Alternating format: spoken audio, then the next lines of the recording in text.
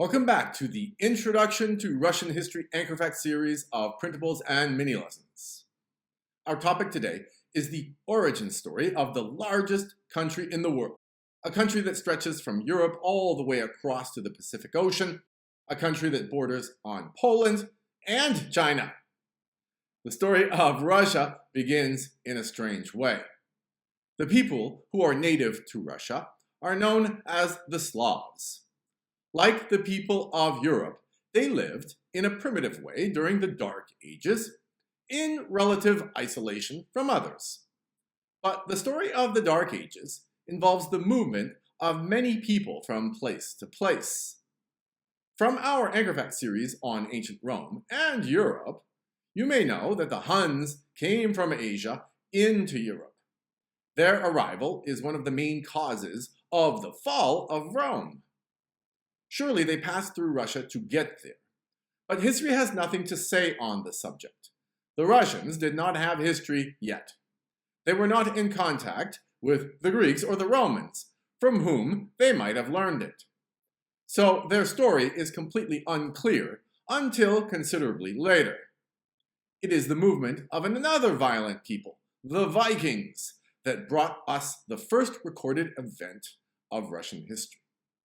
The Vikings were from what is called Scandinavia, over northern Europe.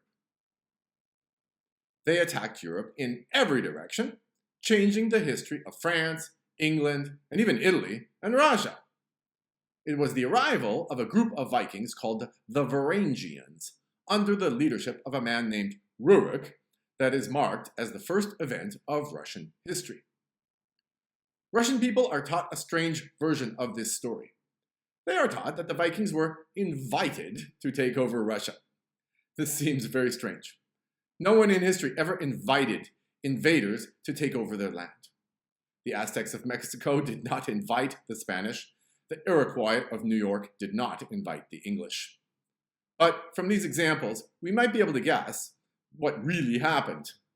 The Spanish were helped by other Mexican tribes against the Aztecs. The Iroquois became allies of the English against their hated enemies, the Algonquins. Probably what happened in Russia is that some Slavs allied with the Vikings against their neighbors that they hated. Either way, the beginning is very important, because Rurik created the first version of Russia, known as Kievan Rus. Now, if you are hearing about the news, you must know that Russia and Ukraine are at war. And you may also know that Kiev, which used to be called Kiev, is the capital of Ukraine. Now, it gets rather interesting. Kiev was the first capital of Russia. There never used to be a Ukraine. It was simply Russia. The first name was actually shorter. It was Rus. The country that Rurik created was Kievan Rus. To the Russians, the founding of Kievan Rus is the beginning of a 1,000-year history that they are proud of.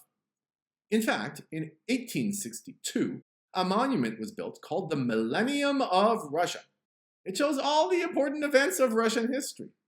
In other words, it shows the anchor facts.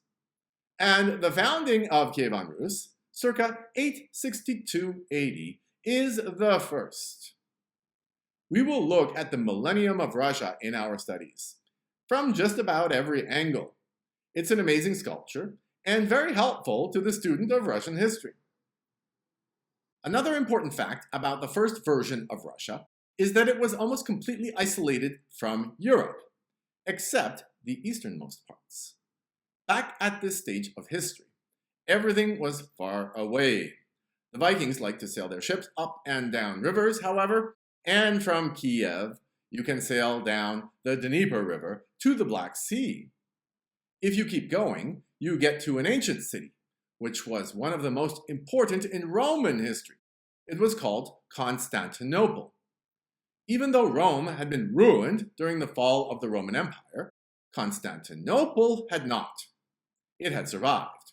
It was the capital of the Eastern Roman Empire, which is also called the Byzantine Empire. The reason for that is that Constantinople used to be called Byzantium. So Russia did have contact with one other European culture, and this became very important when it came time for Russians to decide what religion to accept. As we will see in the next lesson, they did not accept Roman Catholic Christianity like most of Europe.